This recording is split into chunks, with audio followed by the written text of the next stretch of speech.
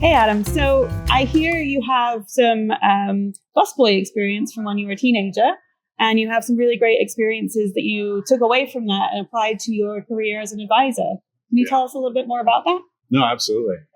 We all have a journey got us here somehow. When I was in high school, I had to get a job. I pretty much had a job ever since I was 14, working in trades and different contractors and plumbers and stuff like that, and carrying their bags and learning that stuff was really interesting to me. But eventually I heard about a job available at the local diner, which is a place that everybody went in the community. In Lower Merion, Pennsylvania, there's a diner that pretty much everybody knows called Jaime's Deli. And there was an availability there. And I got a job during the summer working on the weekends as the local busboy. And there were 5 or 6 of us in the rotation. It was pretty straightforward. When you think about diners, right? You've got a menu with 1,000 options. As a busboy, I was expected to walk around with a big bus tray, wearing my big white smock, not really talk to people, dump everything in this big tray and then, wipe the table down barely, if you can imagine. Having eaten at plenty of diners since, we didn't really care, take a lot of pride in our work. We made very little money, and for the most part, it was a goof around job. But look, it was great to be in that experience, and I learned about busing and just filling up the waters, and that was my thing. One of my buddies from high school, a couple of years later, told me that he had an opening in the French restaurant where he worked in the kitchen, where he was trying to become a chef, a very small, very intimate 16-table French restaurant that had opened with a brand new chef who had come from one of the big spots in the city of Philadelphia and was building a name for himself. And they needed a singular busboy for the weekends. So I applied for the job and I got it. It was much different. Here I was wearing all black, learning how to carry multiple plates, no bus tables, no trays. Everything had to be handled by hand. In fact, I remember a time when I could learn how to carry 16 wine glasses in my hands. These were some of the things that they really pushed us to learn, really understand the food, and then delivering desserts. And it was a completely different experience I had never really been exposed to before. And what was really interesting about those two experiences was just this massive dichotomy between how do you deliver an experience that's still based around the same fundamental premise, which is food, right? What are the expectations of the customer? How do you get to know the customer, right? Are you just one of many that come in throughout the day in a diner, or do you actually know the client's names and you recognize what they like and their preferences and how silver should be laid out versus wrapped up in a napkin? And so I think that there are some really interesting takeaways, especially for our business, that advisors really have an opportunity to focus on. Not the least of which, when I think about just the first experience walking in, how much we focused on how we deliver that advice. How do we talk to clients? How do we engage with them? How do we start building an intimacy with that customer over time? Are we thinking about their needs before they even ask? In the diner, you had to ask for everything. You want extra creamer, you have to ask for it. In the French restaurant, that creamer was on your table before you even asked. And I think there's a thoughtfulness and a very high-end experience that people are buying into. And advice really, I think, can have a strong corollary with this, because are we dealing with the mass population of what everybody generally wants? Or are we dealing with a very high-end experience that is very catered? And I think we have to be really intentional about what can we control in that experience? What can we contribute to, if you will, intentionally? So how do some of those intentions then apply to the difference in that experience, diner versus fine French restaurant, to what it's like for an advisor with, what are the application points of those transferable skills?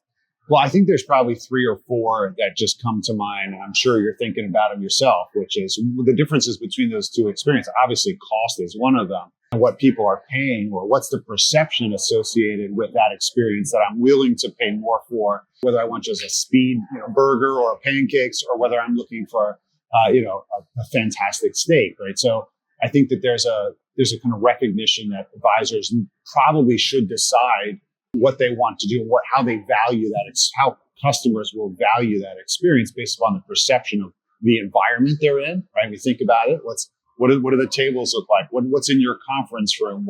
Are you thoughtful to how you're actually serving even refreshments?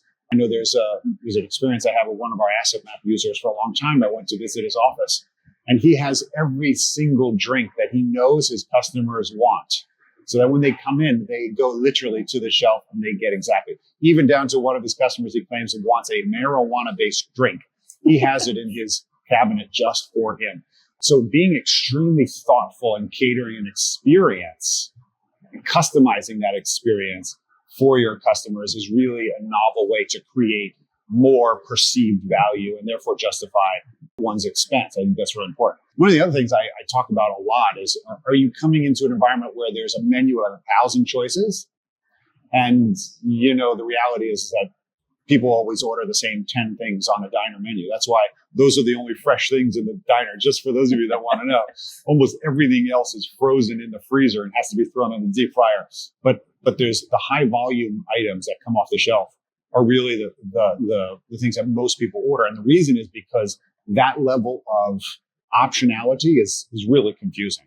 And and we see this actually a lot in investment management, where I have 20,000 mutual funds you can buy, causes paralysis for most people, but advisors use the same 10 funds, right? So for every single client, because they know them, they understand them, they're highly used. So I think that's a really different experience than somebody who's thoughtful and say, I've already culled the entire universe down to these 3 things, and here's your price fix menu. No prices. I've already curated this. I'm telling you what you need.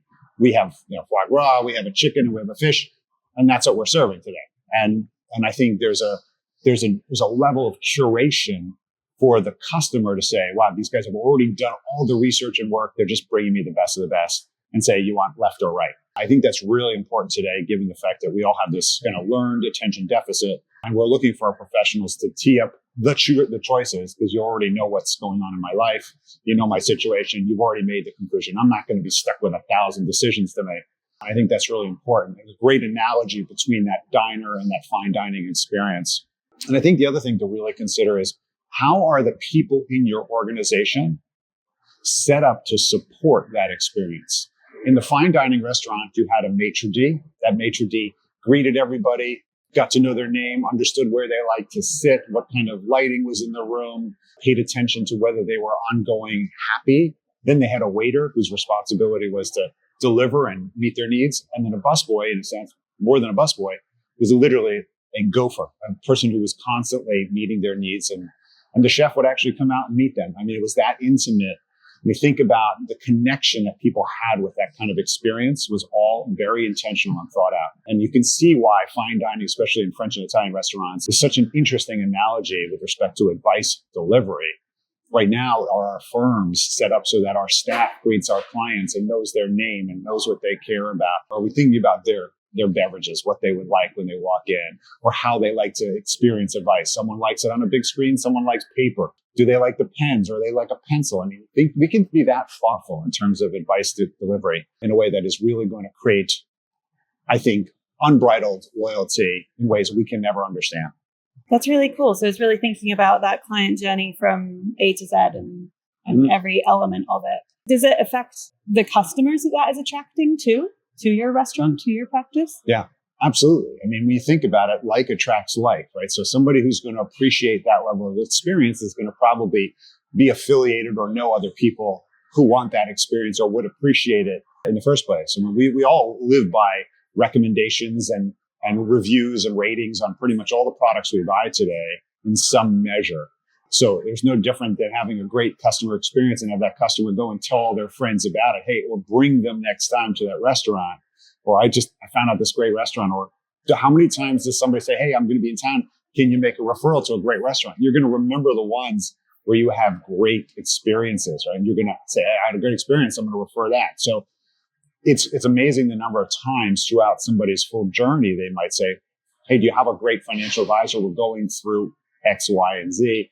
Right, estate planning, or we lost somebody, or we're dealing with a retirement, or my mom needs long-term care. Who are they going to remember? They're going to remember the customer experiences that are just exceptional, right? Do you want just a diner, or do you want the fine restaurant that's going to be thoughtful to your needs beyond what you even know how to ask for? And I think people will be willing to pay for that price. So I think in the form of referrals that came out, certainly in reputation and in network, really is where you're going to grow when you're really thoughtful about customer experience.